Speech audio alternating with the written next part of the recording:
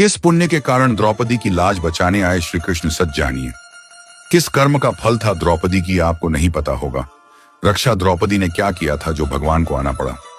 जब पूरी सभा में एक स्त्री की इज्जत तार तार हो रही थी, जब उसके अपने ही सिर झुकाकर बैठे थे, जब हर रिश्ता मौन था और हर आंख में लाचारी थी, तब एक पुकार ने भगवान को दौड़ने पर मजबूर कर दिया। आखिर कौन सा वो विश्वास था, कौन सा वो पुण्य था जिसने श्री कृष्ण को तुरंत प्रकट होने पर विवश कर दिया। आपसे विनम्र निवेदन है कि आप इस वीडियो को लास्ट तक जरूर देखें, क्योंकि इस कहानी के अंत में जो रहस्य सामने आएगा वो आपकी सोच, आपका विश्वास और शायद आपकी जिंदगी भी बदल सकता है। अगर आपने इस वीडियो को बीच में छोड़ दिया तो आप उस सबसे बड़े सत्य को मिस कर देंगे जो हर इंसान को कठिन समय में जानना बहुत जरूरी है। तो बिना स्किप किए इस वीडियो को अंत तक जरूर देखें। नमस्कार दोस्तों, स्वागत में। आज की यह कथा सिर्फ एक कहानी नहीं है, बल्कि जीवन का एक ऐसा सत्य है जो हर व्यक्ति को समझना चाहिए। हम सभी अपने जीवन में कभी ना कभी ऐसे दौर से गुजरते हैं जब हमें लगता है कि अब कोई हमारा नहीं है, जब अपने भी मुंह मोड़ लेते हैं, जब हर उम्मीद टूटती नजर आती है। ऐसे समय में इंसान सोचता है कि अब क्या किया जाए और किस पर भरोसा किया जाए। तभी यह कथा हमें सिखाती है कि जब संसार साथ छोड़ देता है, तब भगवान ही एकमात्र सहारा होते हैं। एक दिन का समय था। राजमहल में सुबह की हल्की धूप फैली हुई थी। महल के गलियारों में शांति थी और उसी शांति के बीच अभिमन्यु की पत्नी उत्तरा अपने हाथों में झाड़ू लिए फर्श को साफ कर रही थी। वह राजघराने की बहू थी, लेकिन उनके व्यवहार में कहीं भी घमंड नहीं था। उनका स्वभाव सरल और विनम्र था।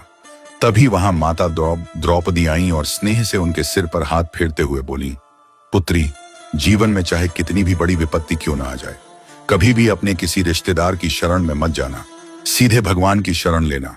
यह सुनकर उत्तरा चौंक गई और बोली, माता, आप ऐसा क्यों कह रही हैं? क्या अपने भी साथ नहीं देते? तब द्रौपदी की आंखें नम हो गईं और उन्होंने कहा, पुत्री, यह बात मैं अनुभव से कह रही हूं, क्योंकि जो मैंने सहा है वह कोई भी स्त्री सहना नहीं चाहेगी।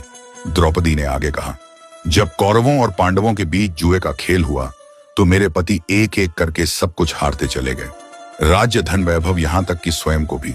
लेकिन बात यहीं खत्म नहीं हुई। उन्होंने मुझे भी दांव पर लगा दिया और मुझे भी हार गए। इसके बाद मुझे भरी सभा में घसीट कर लाया गया और मेरा अपमान किया गया। मैंने अपने पतियों को पुकारा, लेकिन वे सिर झुकाकर बैठे रहे। मैंने भीष्म, द्रोण और धृतराष्ट्र से भी विनती की, लेकिन किसी ने मेरी ओर देखा तक नहीं। सब मौन थे, सब असहाय थे।